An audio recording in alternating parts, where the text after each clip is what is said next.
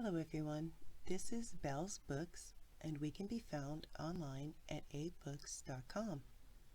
So this week I will be bringing you the latest auction prices and some fun and new information from 15 very popular children's books and some classic literature. So we'll just dive right in. The first book is The Adventures of Mickey Mouse. Now this is book 1 by Disney, published in 1931 by David McKay. The estimated value for this book is between $5,000 and $7,500. The sale price of the book was $5,500. So Walt Disney got the idea of Mickey Mouse from his trained mouse that he once owned when he was young. Originally, he was going to name Mickey Mortimer. However, his wife Lillian didn't like it, and she suggested Mickey, in full, Mickey Theodore Mouse.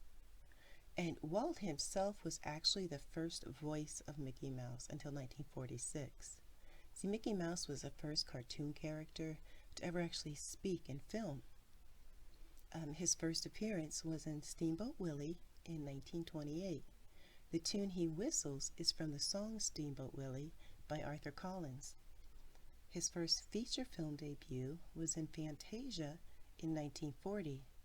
He's the first cartoon character to have his own star on the Hollywood Walk of Fame, which was added on November 18th, 1978, and he is currently ranked more famous than Santa Claus. The second book is Walt Disney's Bambi. This was published by Disney in 1949, and the publisher was actually the Golden Press, and that's why they're referred to as the Golden Books. Now, this one is valued between $500 and $750. The sale price for the book was $1,040. So this is a 1949 Golden Book of the 1942 animation drama. This is a case where the animation or film was produced before the book version. The film was released by RKO Radio Pictures on August 13th, 1942, and is the fifth Disney animated feature film. Bambi is actually based on the novel Bambi, A Life in the Woods by Austrian writer Felix Salten, the pen name of Sigmund Salzmann. First published in German in 1923, Bambi was then later published in English in 1928. It became a best-selling selection of the Book of the Month Club. Walt recalled, "I got excited about the possibility of animals and what we could do with them." It's actually a little-known fact that Salten followed his first book, Bambi, with a sequel, though the sequel was never adapted for the big screen. Bambi's Children focuses on the adventures of Bambi's twin children. Salten wrote the sequel while he was living in exile in Switzerland, having been driven out of Austria by the Nazis. It was published in English before it was even published in his native language. So it was published in English in the United States in 1939. So the next book is The Little Fire Engine by Greene. This was published in 1950 by Max Parrish. The estimated value is between $1,200 and $1,800. The sale price was $2,000. In the spring of 1939, Greene started his long-lasting love affair with Dorothy Glover. She was a theater costume designer who, under the pen name of Dorothy Craigie, illustrated children's books.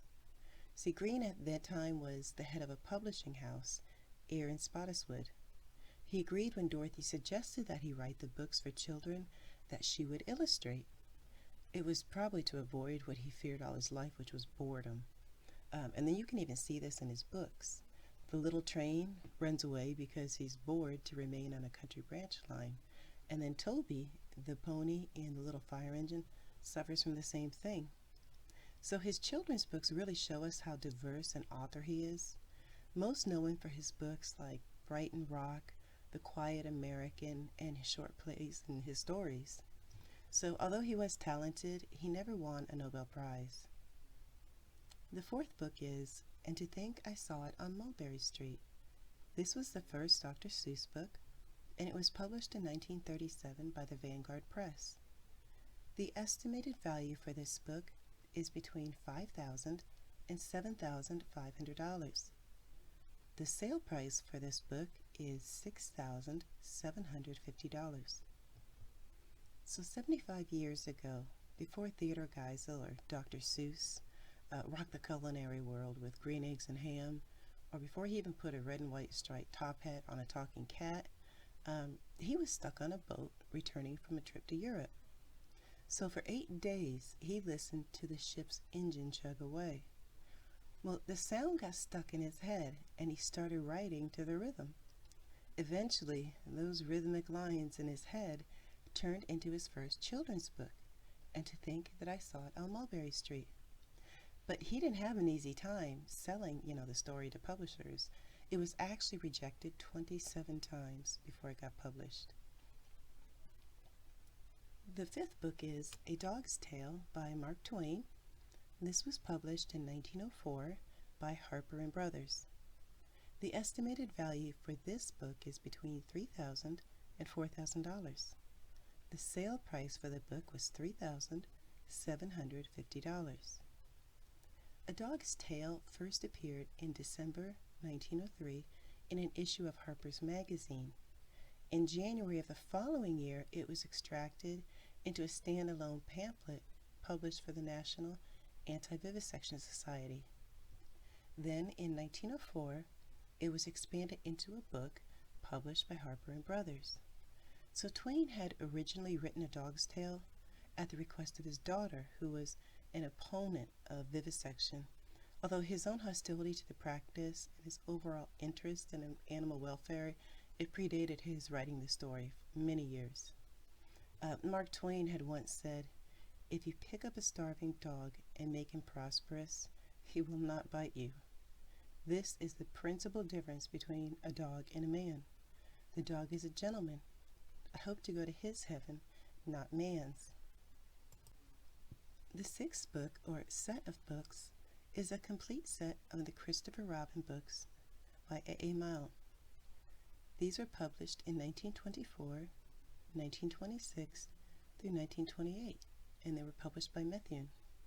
So the estimated value for these books is between $10,000 and $15,000. The sale price for the books was $11,250. Christopher Robin was based on the author's son, Christopher Robin, who later in life became disappointed about the use of his name. He once wrote in his autobiography, "It seemed to me that my father had got where he was by climbing on my infant shoulders, that he had filched from me my good name and left me with nothing but empty fame." One of the poems, Vespers, which describes young Christopher saying his evening prayers, was said by Christopher as the one work that has brought me over the years more toe-curling, fist-clenching, lip-biting embarrassment than any other. The seventh book is A Charlie Brown Christmas by Charles Schulz. It was published in 1965 by the World Publishing Company. The estimated value for this book is between $700 and $1,000. The sale price for this book was $1,235. So most Christmas specials from the 1960s were based on classic pieces of literature or famous Christmas songs. A Charlie Brown Christmas broke that tradition by using famous cartoon characters to create an original story. Charles Schulz was reluctant to turn his Peanuts comic strip into animation, but ultimately allowed Ford Motors to use the characters in a commercial in 1959. This inspired the special and later the book. So producers were initially doubtful about the one scene where Linus recites scripture, since religious content was usually avoided in network Christmas programs. But Schulz insisted, saying, "If we don't do it, who will?" The eighth book is Anne of Green Gables by L.M. Montgomery. This was published in 1908 by L.C. Page and Company. The estimated value for this book is between $5,000 and $7,500. The sale price for this book was $3,500. So this was Lucy Maud Montgomery's first novel, written in 1905. The book was rejected by every publisher Montgomery sent it to, so she stored it away in a hat box. In 1907, she reread the Anne of Green Gables manuscript and decided to send it out again. It was accepted by the Page Company of Boston. So Montgomery and her first boyfriend, Nate Lockhart, who was actually said to be part of the inspiration for Gilbert Blythe, used to pass letters to one another during school. Readers gave Montgomery grief over the death of Matthew Culpert, and she later confessed that she regretted writing it that way and would have given Matthew more years if she'd have rewritten it. On the 100th anniversary of the publication of Anne of Green Gables, Montgomery's granddaughter Kate MacDonald Butler wrote an essay in the Globe and Mail revealing that Montgomery's family believed that she had died by suicide. MacDonald Butler said she decided to share the family secret to help reduce the stigma on mental health issues. Montgomery suffered depression throughout her life. Her husband had also suffered from depression throughout their marriage. Their son found a piece of paper on her bedside table, and a section of it said, "May God forgive me, and I hope everyone else will forgive me, even if they cannot understand. My position is too awful to endure, and nobody realizes it." The 9th book is Alice's Adventures in Wonderland Through the Looking Glass by Lewis Carroll. This was published in 1866 by Macmillan. The estimated value for this book was between $4,000 and $6,000. The sale price for this book was $15,000. Born Charles Lutwidge Dodgson, the writer known as Lewis Carroll was a Renaissance man of the Victorian era. Like a lot of writers, he was frustrated by losing the excellent ideas that inconveniently came in the middle of the night. So in 1891, he invented the nyctograph. The device is a card with 16 square holes, 2 rows of 8, that offers a guide for the user to enter a shorthand code of dots and dashes. It was also considered useful for the blind. And he actually delivered the original story concept for Alice in Wonderland while on one of his boating trips with the Lydells, who were the children of his bosses. Henry Liddell, the Dean of Christ Church, Oxford. Alice is Alice Liddell. The Lory is Lorena Liddell. The Eaglet is Edith Liddell. The Duck was colleague Reverend Robinson Duckworth, and the Dodo was Dodgson himself. The popular story is that he used the bird as his caricature because his stammer made him sometimes introduce himself as Dodo Dodgson. Throughout his life, he denied that Alice was based on any real-life person, but A Boat Beneath a Sunny Sky, the poem at the end of Through the Looking Glass, is an acrostic that spells out Alice Pleasance Liddell.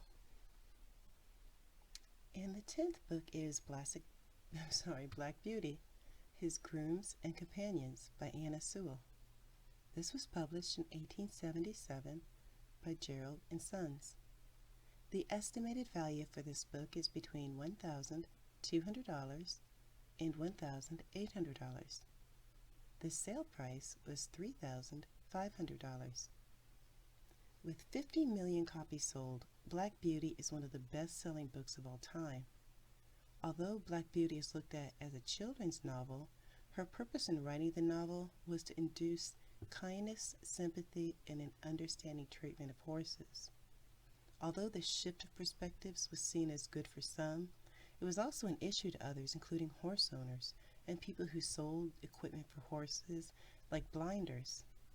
Writing in the Encyclopedia of Animal Rights and Animal Welfare, Bernard Unti calls Black Beauty the most influential anti-cruelty novel of all time.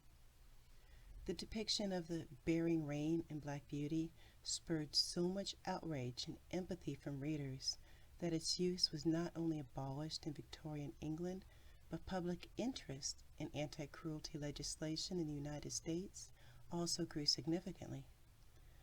The arguably detrimental social practices concerning the use of horses in Black beauty inspired the development of legislation in various states that would condemn such abusive behaviors toward animals. And the next book is King Kong by Delos Lovelace. This was published in 1932 by Grosset and Dunlap. Now, the estimated value for this book is between $4,500 and $6,000. The sale price was $7,280. Lovelace was an American novelist who authored the original King Kong, published in 1932 by Grosset and Dunlap. This was slightly before the film was released. The original Kong, as written, is a far different cry from the one portrayed in the film. In fact, the original version of King Kong is about as depraved and violent as it can get.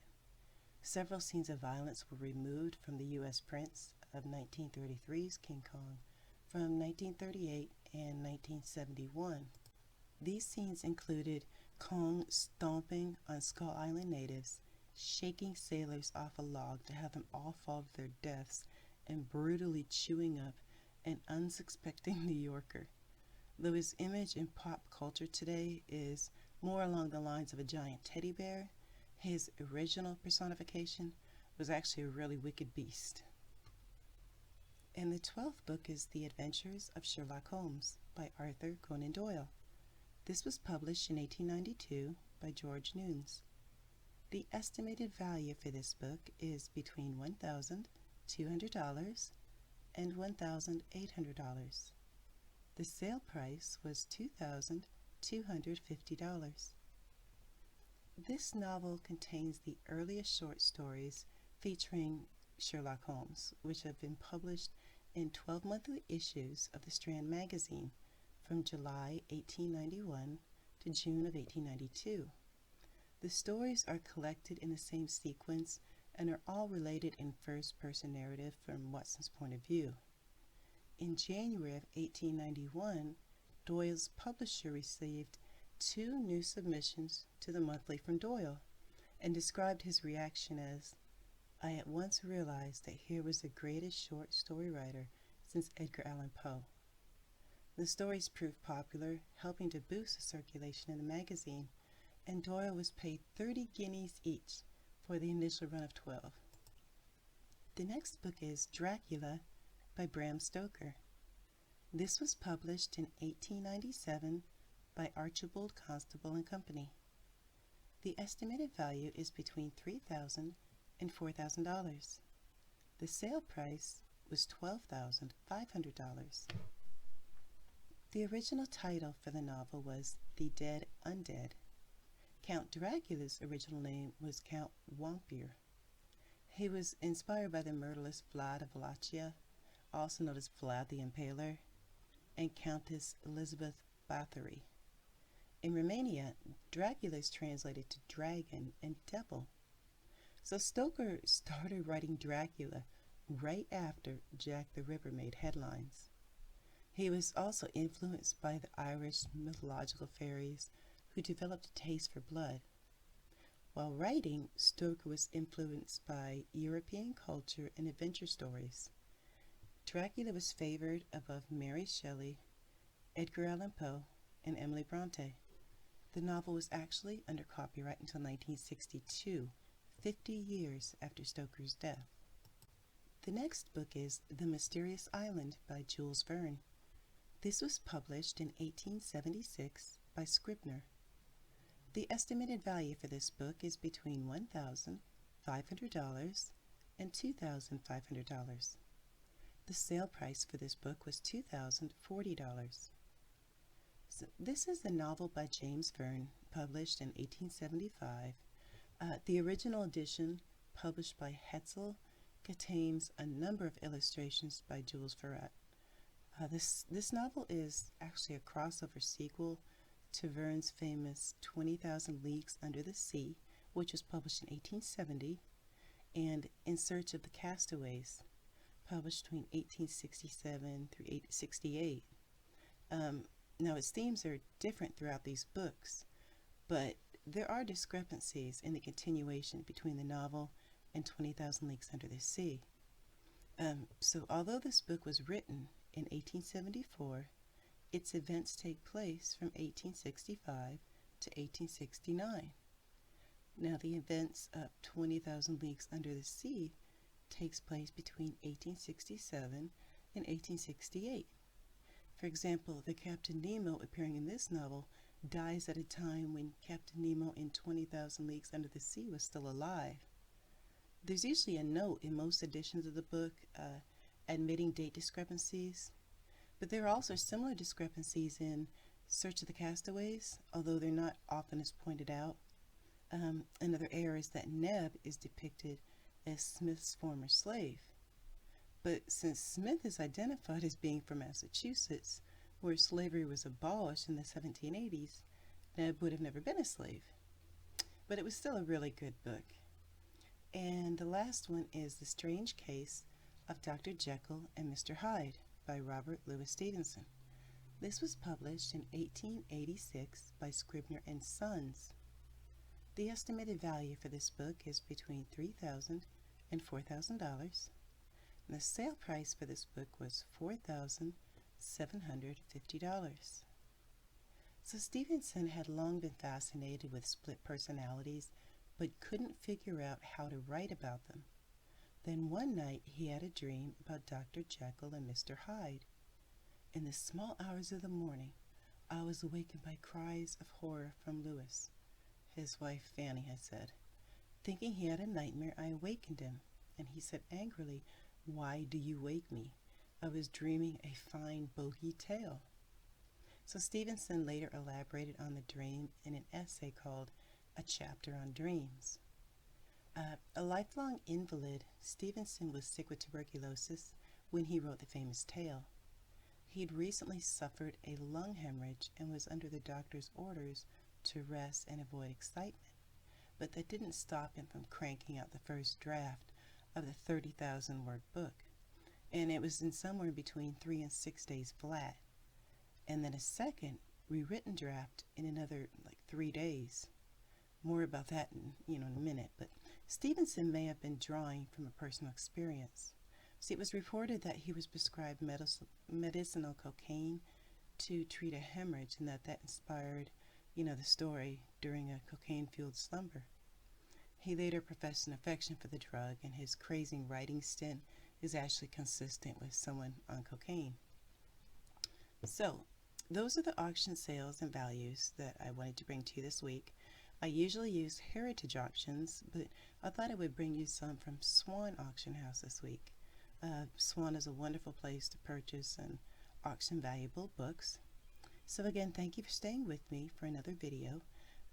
If you like it, give me a like, a subscribe. It's encouraging, and I will see you next time. Take care.